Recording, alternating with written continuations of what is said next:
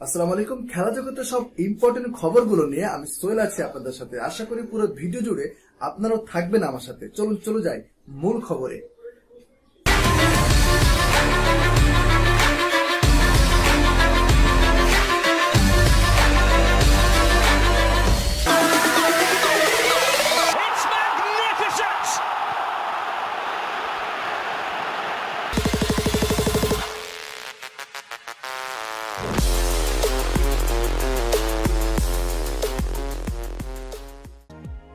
Club বিশ্বকাপ boycott করবে European ক্লাবগুলো। FIFA club বিশ্বকাপ সব মহাদেশ মিলিয়ে সাধারণত অংশ নেয় ৮টি ক্লাব।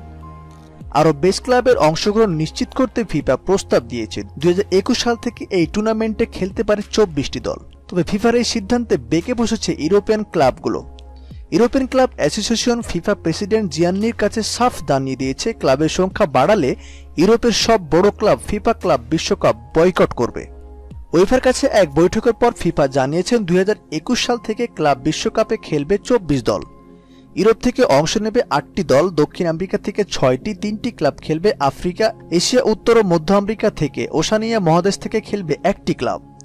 অংশ নিলেই প্রতিটি ক্লাব পাবে 50 মিলিয়ন পাউন্ড। ক্লাব বিশ্বকাপের ইতিহাসে সবচেয়ে বেশিবার 11 বার চ্যাম্পিয়ন হয়েছে ইউরোপিয়ান ক্লাবই।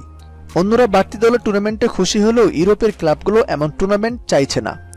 ইউরোপিয়ান ক্লাব অ্যাসোসিয়েশনের প্রধান আন্দ্রেয়া, যিনি জুভেন্টাসের চেয়ারম্যান, ইনফান্তিনো ও ওয়েফাকে দেওয়া এক চিঠিতে জানিয়ে দিয়েছেন তারা ক্লাব বিশ্বকাপ বয়কট করতে পারেন।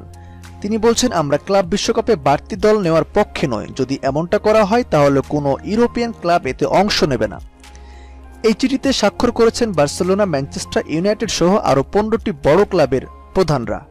ইউরোপিয়ান ক্লাবগুলোর এমন বয়কটের হুমকির পর নিজেদের সিদ্ধান্ত নিয়ে আরেকবার ভাববে ফিফা, জানিয়েছেন সংস্থাটির এক কর্মকর্তা। এখনো কিছু চূড়ান্ত হয়নি, তবে এ মাসের শেষের দিকেই বসবে আরেকটি মিটিং। তিনি বলছেন, সবার দিকটা ভেবেই সিদ্ধান্ত নেওয়া হবে এই মাসের শেষের দিকে।